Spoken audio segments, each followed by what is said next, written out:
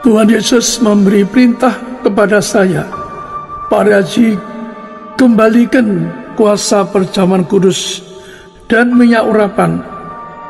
Di akhir zaman ini kita dijanjikan yang terima minyak dan anggur tidak dirusakkan. Secupak gandum sedinar dan 3 cupak jelai sedinar. Tetapi janganlah rusakkan minyak dan anggur itu. Minyak kudusmu mengurapiku, penuhiku dengan kemuliaan-Mu, tubuh darah-Mu sempurnakanku. Puji Tuhan, saudara sekalian yang dikasihi oleh Tuhan Yesus Kristus, kita berjumpa lagi dalam program Mukjizat. Program Mukjizat adalah sebuah program rohani yang menyatakan bahwa kuasa Tuhan Yesus tetap sama, dahulu, sekarang, dan sampai selama-lamanya. Kami percaya saudara semua selalu berada di dalam lindungan Tuhan Yesus Kristus. Saudara, firman Tuhan di dalam Matius 28 ayat terakhir pada amanat agung Tuhan Yesus Kristus. Saudara, di situ terlihat jelas bahwa Tuhan Yesus telah menyelamatkan kita menjadi anaknya. Tuhan Yesus adalah Allah sendiri yang turun ke dunia menjadi manusia, dan Dia menyelamatkan kita dan mengampuni dosa kita. Dan untuk selanjutnya Ia mengutus kita. Ia mengutus kita sebagai pembawa berita kabar baik dari Tuhan terhadap manusia dan tujuannya kepada dunia ini. Sungguh Tuhan Yesus kita adalah Allah yang hidup, Allah yang merasakan apa yang kita rasakan, dan Allah yang menjawab apa yang kita butuhkan. Sekarang tiba saatnya kita akan mendengarkan firman Tuhan dari Gembala Sidang Gereja Tiberias Indonesia, Pendeta Dr. Yesaya Pariaji.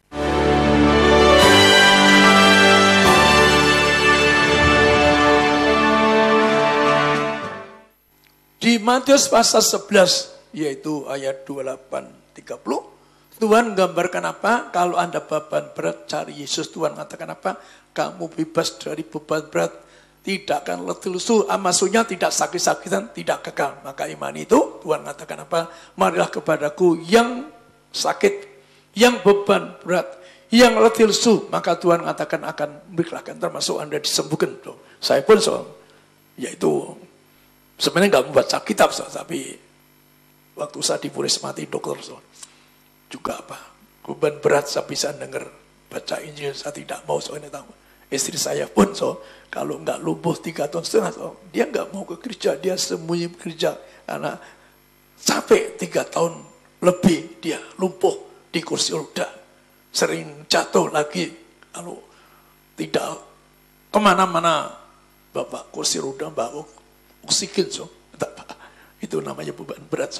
Lama-lama istri saya cari kesembuhan, ya cari mukjizat. Baik, kita baca di sini. Matius pasal 11 ayat 28 sampai dengan 30. Marilah kepadaku semua yang letih lesu dan berbeban berat, aku akan memberi kelegaan kepadamu. Pikulah kuk yang kupasang dan belajarlah padaku, karena aku lemah lembut dan rendah hati, dan jiwamu akan mendapat ketenangan. Sebab kuk yang kupasang itu enak dan bebanku pun ringan. Demikian.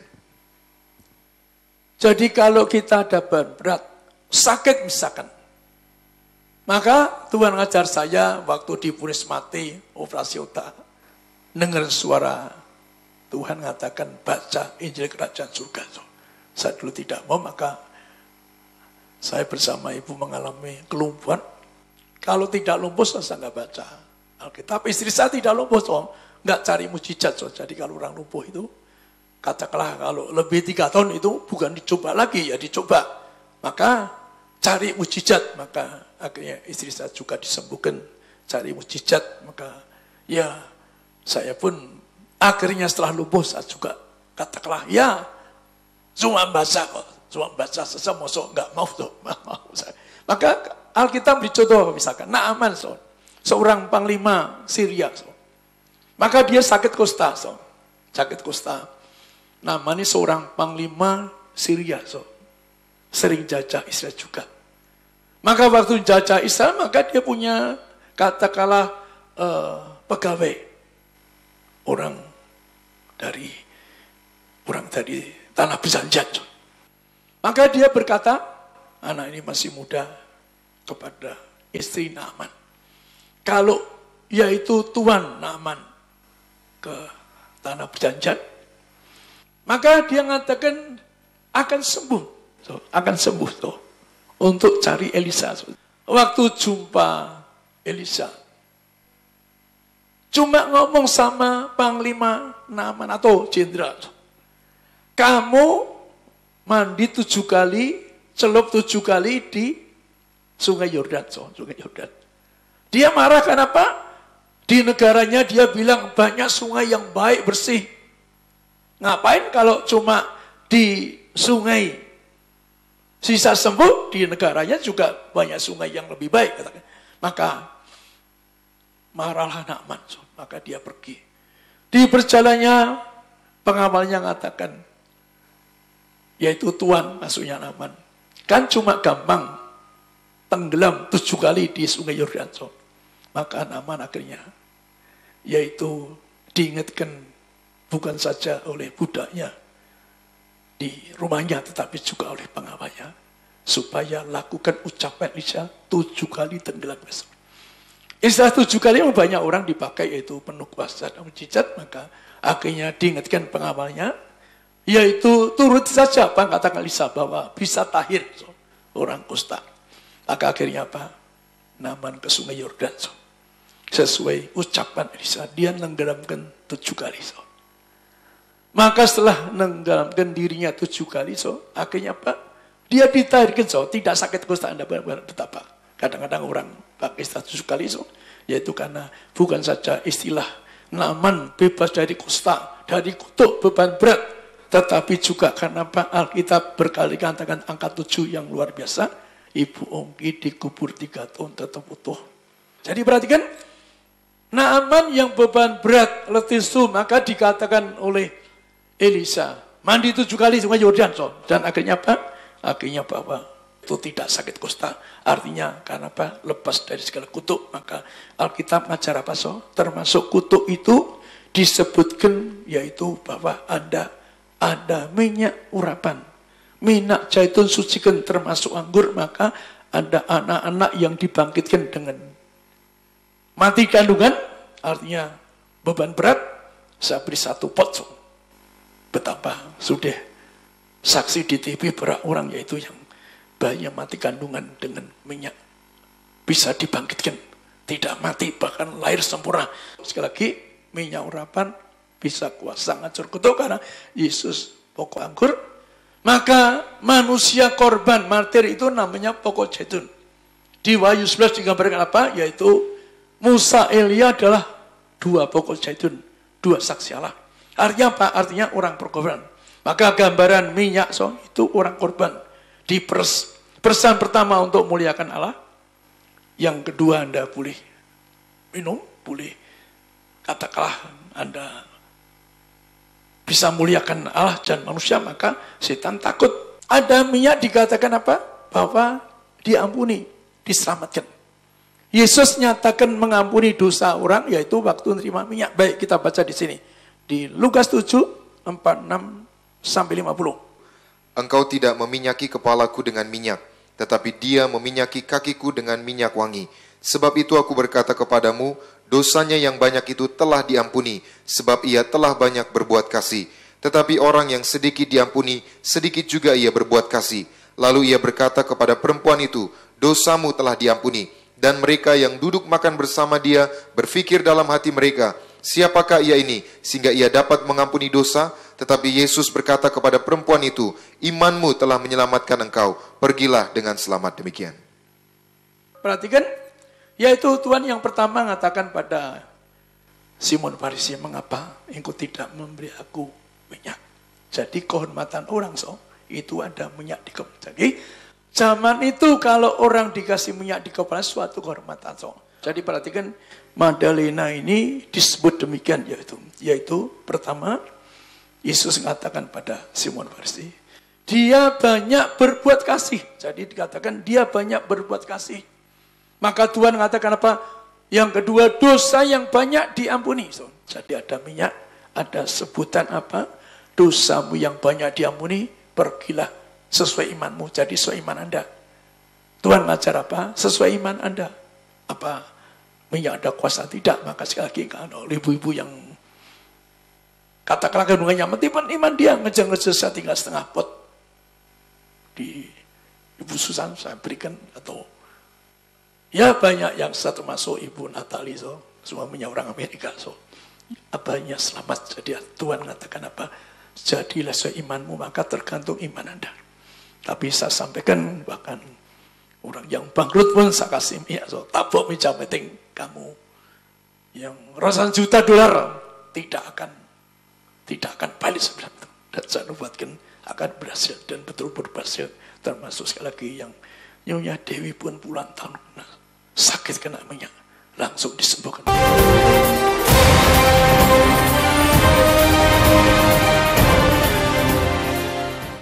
Berawal daripada tahun 98, jadi sudah lama sekali, ini udah 2014 ya.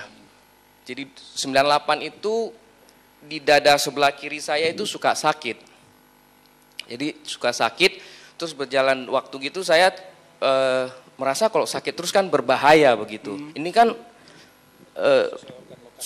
ya di sini kan vital ya. Menurut dokter lokasinya di jantung ini ya. Nah, jadi saya pernah cek ke dokter spesialis jantung waktu itu, dan saya disuruh itu lari treadmill. Di sini dipasang apa itu alat ya untuk deteksi.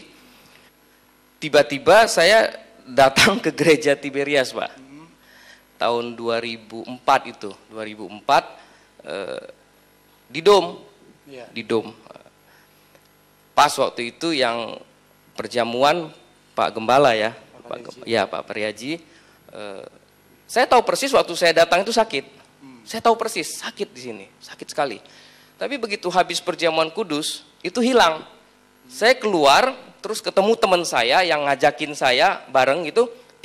Tadi saya sebelum ke sini saya tahu saya sini sakit, saya bilang sakit sekali. Tapi setelah perjamuan kudus itu hilang. Saya ngomong sama teman saya waktu itu. Jadi 2004 hilang, ini sudah 2014, sudah 10 tahun. Ya sudah hilang gitu. Itu kalau sakit gimana, Pak? Kalau rasa sakitnya? Enggak kerja berat aja bisa sakit, apalagi kalau kita paksa ya aktivitas ya, itu sakit sekali. Sakit sekali. Bapak sampai baru kenal pas itu 2004 ke Tiberias, ke Pak Priaji gitu? Iya. Iya, baru tahu. Baru tahu. Terima perjamuan? Iya. Hasilnya? Ya sembuh, hilang. Iya. Pada waktu itu di treadmill itu diagnosa untuk treadmill itu masih kasar sebenarnya untuk mengetahui itu dengan pemeriksaan CT kardiak. Itu bisa kelihatan pembuluh darah jantung bagian mana yang tersumbat. Karena kalau dengar gejalanya itu nyeri, dan nyeri itu biasanya berhubungan aktivitas. Ini tanpa aktivitas juga nyeri. Jadi kemungkinan mengarah ke sakit jantung. Dan ini tentunya akan sangat mempengaruhi untuk aktivitas ya. Itu biasanya pasien akan stres dan makin hebat sakitnya. Ternyata puji Tuhan Pak Daniel berjalan dengan iman ke gereja Martir. Itu baru pertama kali ya ke gereja. Baru pertama kali. Iya. Ternyata langsung disembuhkan, dipulihkan luar Dokter, biasa. kalau kayak tindakan kayak begitu harusnya apa, Dok? Ini kan kalau dia ada bagian yang tersumbat, biasanya kalau masih awal itu biasanya di stenting, dipasang ring. Tapi kalau sudah agak berat, sudah lebih dari 50% itu harus di bypass. Jadi ambil bagian pembuluh darah, diganti pembuluh darahnya yang baru itu dengan open heart surgery ya, pembedahan. Kalau dengan pasang ring itu biasanya tidak dibuka dadanya. Ujung-ujungnya harus dilakukan tindakan pembedahan, operasi. Ya, ternyata ini puji Tuhan sembuh sempurna 10 tahun sudah tidak ada gejalanya sama sekali. Sama sekali. Jadi, kalau jantung itu bisa berapa lama, Dok? Misalnya ada periodik dia tiba-tiba nyerang. Oh, dia bisa datangnya tiba-tiba, Pak. Bisa 2-3 hari, bisa seminggu sekali. Enggak tentu dia Kalau sakitnya. sakit gimana, Pak? Oh, sakit sekali. Ya nahan, masih ditahan ya. Kayaknya jantungnya pengen dipegang. Iya, ya, kok sakit ya langsung, waduh, kok sakit gitu. Begitu 2-3 hari gitu, Dok? Bisa. Jadi suplai darah ke daerah situ kan kalau organ-organ yang mengalami kekurangan suplai darah itu akan menyebabkan namanya ischemic, jadi kekurangan darah daerah situ, dan keluhannya salah satu itu nyeri. Sejak saya bergereja di Tiberias ya nggak ke rumah sakit, ya terus terang perlindungan Tuhan itu sempurna sekali untuk keluarga. Ya, perjamuan kudus, minyak urapan, ya. Gak ada minyak anggur ya, saya kira Tergantung obat terus. tergantung obat. Tapi bukan hanya itu, setelah saya di Tiberias juga diberkati luar biasa. Haleluya. Amin. Tepuk tangan untuk Tuhan Yesus, Tuhan berkati.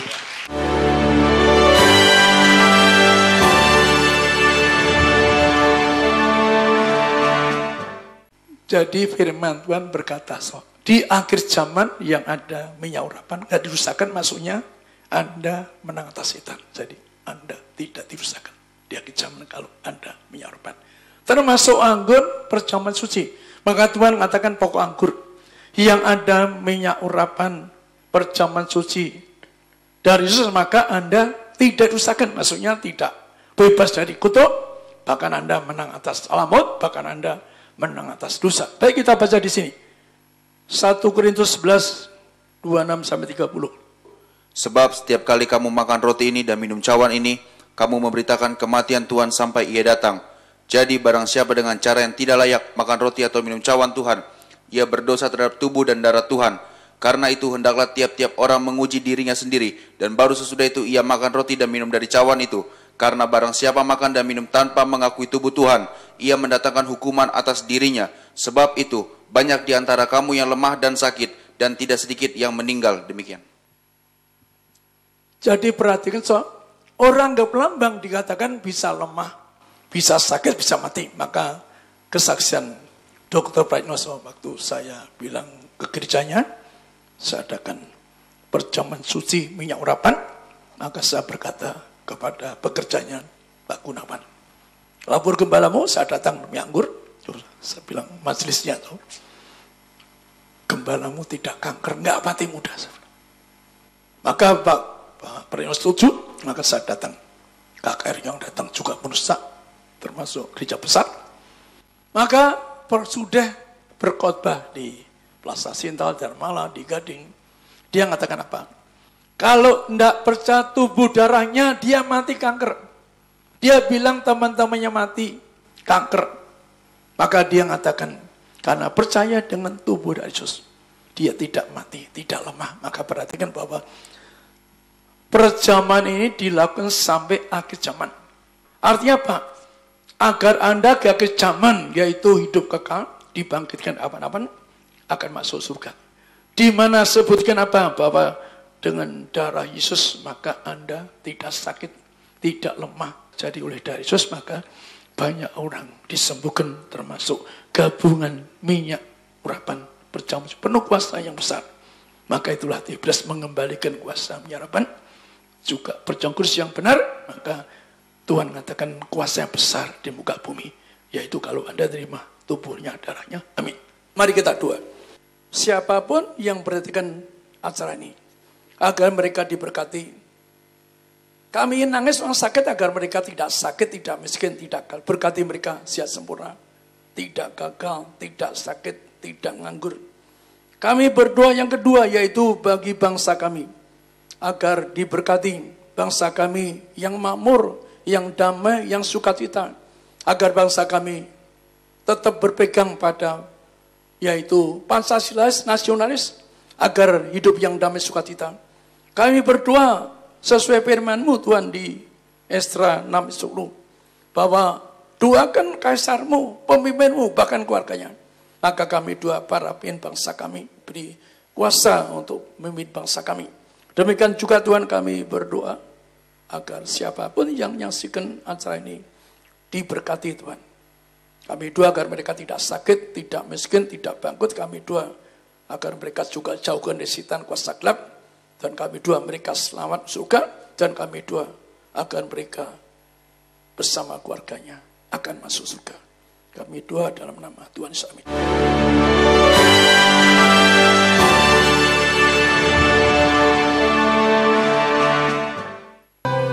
Kita telah berdoa bersama.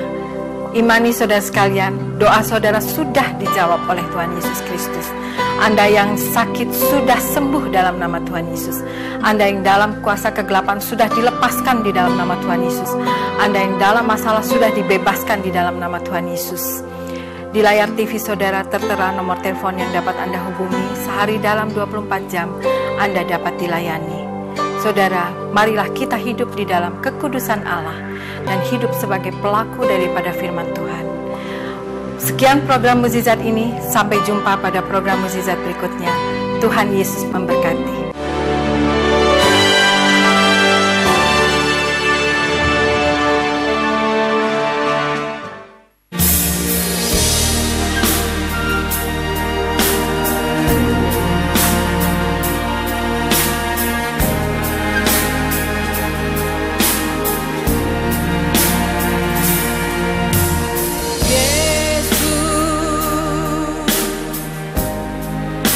Kau telah mati bagiku, hapus dosaku.